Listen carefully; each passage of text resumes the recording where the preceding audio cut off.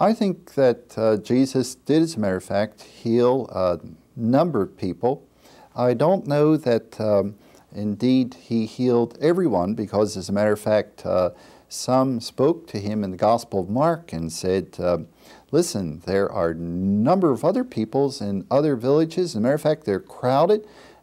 You've got to come immediately and heal them. And our Lord said, no, it was necessary for him to go apart and have time for his own fellowship with the Father and for time of prayer and restoration and recuperation. So apparently there were many who were in Jesus' day left. But why the significant number in Jesus' day?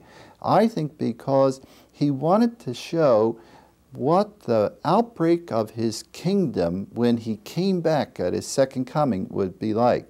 So we're getting a taste of the power of the age to come by the numerous people that are being brought in, and no disease is resistant to his power. But then does this mean that every sickness is to be healed? And anyone who is sick is either in sin or they are healed of God. Now, I think that's unfair, because while sickness ultimately traces itself back to the first sin of Adam in the fall, it doesn't mean that everyone who is sick has really sinned personally. You remember John 9, the man born blind. They asked Jesus, who sinned, A, this man, or B, his parents? And Jesus chose C, none of the above. So it wasn't either the man or his parents, but rather that the glory of God might be worked out in him.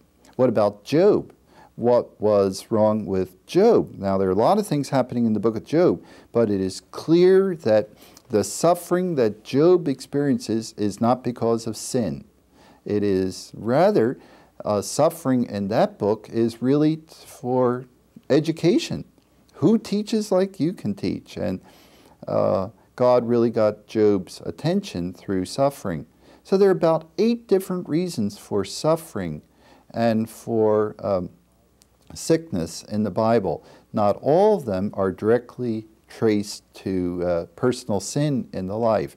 But if you're asking me, can God still heal today? Of course he can. That's one of those, can God do this? And God can do anything that isn't contradictory to his nature, to his being, that goes against his holiness.